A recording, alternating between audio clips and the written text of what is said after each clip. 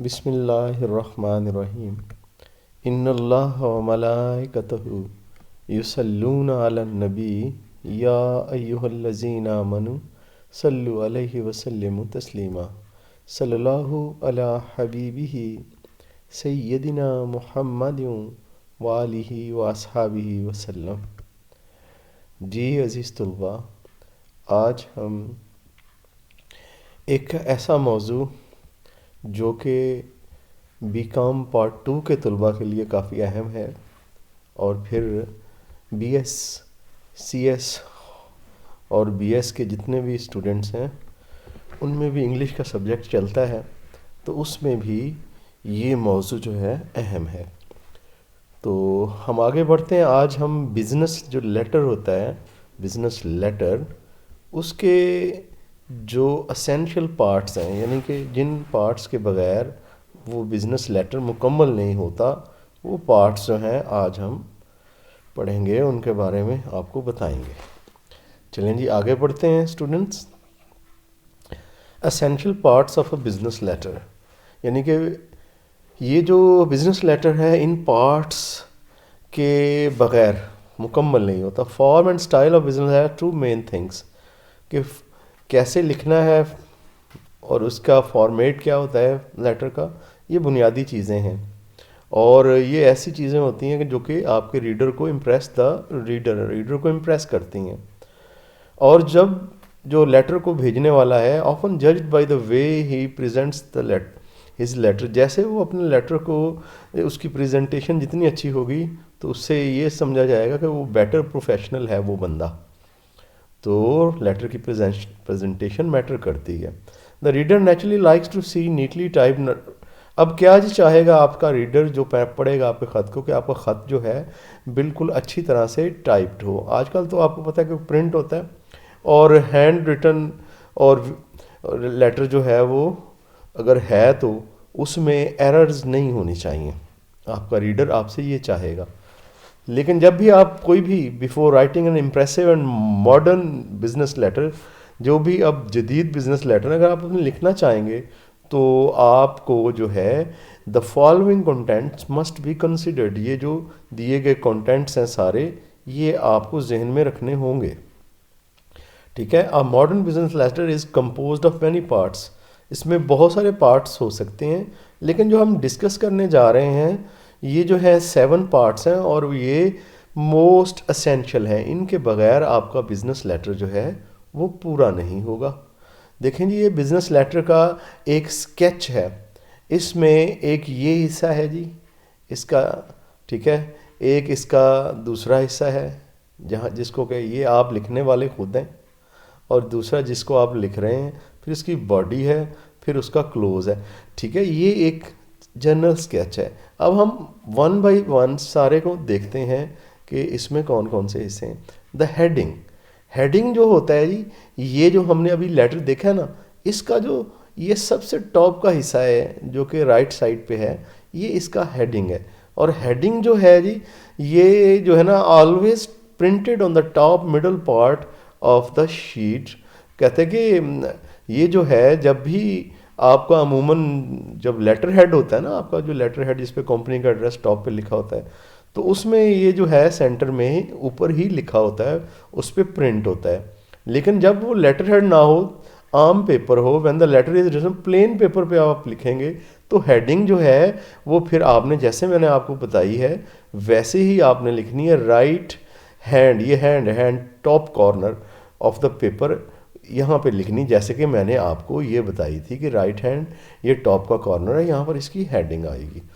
आगे चलते हैं जी। हेडिंग जो जब लिखेंगे तो उसको कैसे लिखना है, कि ये जो लोग हैं जी मॉडर्न इलेक्ट्रॉनिक्स द माल लाहौर, ये ख़त लिख रहे हैं, ठीक है ना, ये राइट हैंड जो है ना टॉप पे ये लिखा जाएगा ये, और फिर इनके फर्स्ट वर्ड जो हैं ये देखें, जो कंपनी है उसके भी और जो रोड है उसके भी, और ये फर्स्ट वर्ड्स तो इसके अल्फ़ाबेट्स तो कैपिटल होंगे। आगे चलते हैं। इसके बाद डेट जो है ना वो हेडिंग के कहाँ जी, ये देखें डेट जो है वो आपने हेडिंग के नीचे लगानी है। डेट के साइड पे आप रेफरेंस नंबर भी लगा सकते हैं। डेट जो है फिर हेडिंग के नीचे जनरली जो है टू स्पेसेस हम नीचे लगाते हैं। देखें जी, it is usually typed after two spaces below the last line of the heading. जो लास्ट लाइन है जी हेडिंग की, ये जो है उससे टू स्पेसेस, वन तो ये छोड़ी हुई है और उसके एक नीचे स्पेस, इस तरह वन स्पेस तो ऑलरेडी गिवन है, लेकिन जो उस एक छोड़ के दूसरी स्पेस पे हमने ये सारा लेटर जो है वो इस तरीके से मैनेज किया हुआ है। चलें जी, इस तरह से डेट होगी जी two spaces below. In case of month is, दो तरह से आप डेट लिख सकते हैं, मंथ भी पहले लिख सकते हैं और डे भी पहले लिख सकते हैं। मंथ अगर पहले लिखेंगे तो ये जो है बेहतर है, ज़्यादा लोग इस तरह से लिखते हैं, ठीक है ना। सितंबर मंथ पहले लिख लिया 15/2022, ये जो है जी डेट है, इस तरह से भी लिखी जा सकती है, या फिर जो डेट है, जो डे है 15 सितंबर, इस तरह से भी आप डेट लिख सकते हैं, ठीक है ना। लेकिन इस तरह से ये जो है TH या ND या RD, ठीक है ना, ये साथ लगता है, तो ये समटाइम्स बंदा जो है ना इसको गलत कर लेता है वुमन स्टूडेंट्स। तो ये जो ज़्यादातर रिकमेंडेड ये है कि आप जो मंथ है पहले लिख लें, उसके साथ में आगे डेट जो है वो लिखेंगे, ठीक है जी। ये जो ऊपर वाली यहाँ पर आपको मैं मेंशन कर रहा हूँ। इसके बाद आगे चलते हैं जी मज़ीद आगे जी। हमने ये भी देख लिया, हेडिंग भी देख ली और डेट भी देख ली, और इसके बाद ये जो है जी अगला इसका हिस्सा है जो कि लेफ़्ट साइड पे है और डेट के टू स्पेसेस बिलो शुरू होता है, ठीक है जी। इसको हम कहते हैं इनसाइड एड्रेस, इनसाइड एड्रेस, ठीक है जी। ये जो जिसको आप लिख रहे हैं, the full address of the firm that bears all including the title, address of a person or to whom it is sent, जिसको आप लिख रहे हैं ये उसका एड्रेस है, ठीक है जी। अपना तो आपने राइट साइड पे लिखा, ये लेफ़्ट साइड पे उसके नीचे, ठीक है जी। और कहते हैं इट इज़, और ये सेम एग्जैक्टली एड्रेस हो सकता है जो कि आप अपने इन्वेलप, क्योंकि आपने पोस्ट करना होता है तो इन्वेलप के बाहर जो एड्रेस लिखा जाता है इनसाइड एड्रेस, वो भी वही एड्रेस होता है। अब इनसाइड एड्रेस से हम क्या मकसद हासिल करते हैं, द आइडेंटिफिकेशन फॉर डिलीवरी, कि जिसको हमने भेजना है उसका हमें पता चल जाए, उसके एड्रेस पे वो जाएगा। और इसके अलावा कहता है कि इसमें हम जो है एडिशनल एड्रेस भी कोई डाल सकते हैं किसी बंदे को इंडिकेट करके। जब लेटर्स के मामले में आगे बढ़ेंगे तो इसकी एग्जांपल्स भी आएंगी।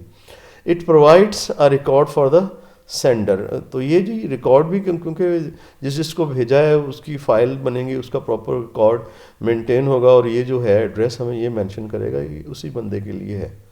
The inside address left margin में लिखा टू प्लेसेस बिलो, ये मैं आपको बता चुका हूँ, और जिस तरीके से वो लिखा गया, अब यहाँ पर नीचे जो है इकट्ठा आ गया है, लेकिन इस तरीके से ये जैसे लिखा हुआ है, ठीक है ना। The manager accounts Ali electronics, इस तरह से ये फर्स्ट वर्ड्स इसके जो है ना अल्फ़ाबेट्स कैपिटल है।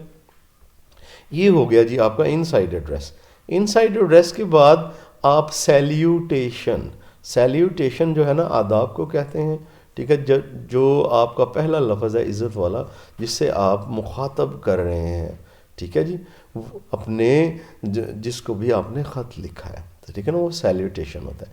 अब देखें ना यहाँ पर सैल्यूटेशन, डियर सर मैडम, ये सैल्यूटेशन है, इसको हम पार्ट को सैल्यूटेशन बोलते हैं, ठीक है जी। सैल्यूटेशन में जो है ना ये कर्टसी का एक्सप्रेशन होता है, जुमला होता है, शाइस्तगी इसमें मौजूद होती है, और रीडर जो है ताकि पढ़ने वाला जो है वो फ्रेंडली फ्रेम ऑफ माइंड में आ जाए। ज़ाहिर है इज्जत से मुखातब करेंगे तो फ्रेंडली फ्रेम ऑफ माइंड में आ जाएगा। और ये जो है ना जी two spaces below the last line of the inside address, जहाँ पे ख़त्म होता है इनसाइड एड्रेस, ये इनसाइड एड्रेस यहाँ पे ख़त्म हुआ। अब एक स्पेस ये बीच में से छोड़ गई और दूसरी स्पेस पे हमने ये लिखा जी डियर सर और मैडम, यानी कि ये सैल्यूटेशन हमने लिखा।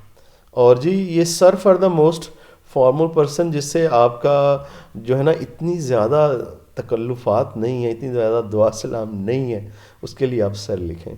जिसके साथ आपका थोड़ा सा इंटीमेसी है, ठीक है ना, वाकफियत है, इस तरह का लिंक है, तो फिर आप डियर सर लिख लें। हाँ जी, व्हेन द कॉरिस्पोंडेंट इज़ अननोन, ठीक है जी, तो अननोन भी हो तो आप डियर सर लिख सकते हैं, ठीक है जी। Dear sir when partnership is address, जब आप अपने पार्टनर को मुखातब करेंगे फिर भी आप डियर सर एहतराम से, क्योंकि वो क्लोज़ रिश्ता है आपका। इसी तरह डियर मैडम, जब आपका एड्रेसी जो है वो फीमेल है, ठीक है, एड्रेसी यानी जिसको आप लिख रहे हैं ख़त वो फीमेल है, तो फिर आप डियर मैडम या मैडम भी लिख सकते हैं फॉर्मल वे में। तो ये है जी आपका सैल्यूटेशन। सैल्यूटेशन के बाद आपकी आ जाती है बॉडी ऑफ द लेटर। और बॉडी ऑफ द लेटर में इसमें देखें जी आपका पूरा मैसेज जो है, इट कंटेन्स द मैसेज। इसमें मैसेज होता है which is send to the reader, जो आपका पढ़ने वाला है उसको आपने भेजा है। और ये जो है जी 2 स्पेसेस बिलो द सैल्यूटेशन होती है, ठीक है जी। ये बॉडी आपकी यहाँ पर, ये सारी बॉडी, और ये 2 स्पेसेस बिलो द सैल्यूटेशन, या ये यहाँ से एक स्पेस ये छोड़ के और फिर नीचे वाली स्पेस से हमने इसे 2 स्पेसेस बिलो हो गया जी ये जी। और कहते हैं कि it is divided into 3 different parts के 3 हिस्से होते हैं जी। इसका पहला पैराग्राफ होता है इंट्रोडक्टरी पैराग्राफ, इसे आप ओपनिंग पैराग्राफ कहते हैं। और मेन सारी आपकी डिस्कशन उसके मिडल में होती है, और फिर आप लास्ट में अपनी डिस्कशन को क्लोज करते हैं, कंक्लूजन निकालते हैं, ठीक है जी। ये इस तरह से 3 हिस्सों में आपकी ये जो है बॉडी ऑफ द लेटर होती है। The first paragraph indicates what the letter is about, उसमें इंट्रोडक्शन होता है कि लेटर किस बारे में। सेकंड पैराग्राफ में आप इंफॉर्मेशन और फैक्ट्स बताते हैं डिटेल में। थर्ड पैराग्राफ जो है उसमें आप उसको फीडबैक लेने की कोशिश करते हैं, उसे इस तरह से क्लोज करते हैं ताकि वो आपके लेटर का जवाब दे और पॉजिटिवली वो करे जो कि आप उससे चाह रहे हैं। और क्योंकि हम बिज़नेस चाह रहे हैं। अच्छा जी, ये होगी बॉडी। बॉडी को हमने देख लिया। बॉडी के बाद क्या आ रहा है जी, ये complete 2 spaces below right side पे नीचे कॉम्प्लीमेंट्री क्लोज आ रहा है। The complimentary close, the complimentary close is a good by line. इसमें आप समझे खुदा हाफिज़ कहने के लिए ये लाइन है, और डायरेक्टली रिलेटेड टू सैल्यूटेशन, जैसा आपका सैल्यूटेशन होना चाहिए उसको कॉरिस्पॉन्ड करनी चाहिए, वैसे ही मिलती जुलती, यानी ये आपका कॉम्प्लीमेंट्री क्लोज होना चाहिए। अगर आप सर मैडम लिखा है तो योर्स ओबीडेंटली लिख सकते हैं, और अगर डेयर सर लिखा है, ज़्यादा इज्जत से मुखातब किया है डेयर मैडम, तो योर रिस्पेक्टफुली भी लिख सकते हैं। और इसी तरह डेयर मिस्टर और माय डेयर, योर सिंसियरली, इस तरह के आप कॉम्प्लीमेंट्री क्लोज यूज़ कर सकते हैं अपने लेटर में। आगे चलते हैं। आगे फर्दर हमारा कॉम्प्लीमेंट्री क्लोज भी हो गया, और कॉम्प्लीमेंट्री क्लोज के नीचे जो है ना उसको सिग्नेचर बोलते हैं। सिग्नेचर में उस बंदे के बारे में बताया जाता है, उसका डेजिग्नेशन या उसका नाम, उसके सिग्नेचर वहाँ पे होते हैं। कॉम्प्लीमेंट्री क्लोज के बाद ये आता है।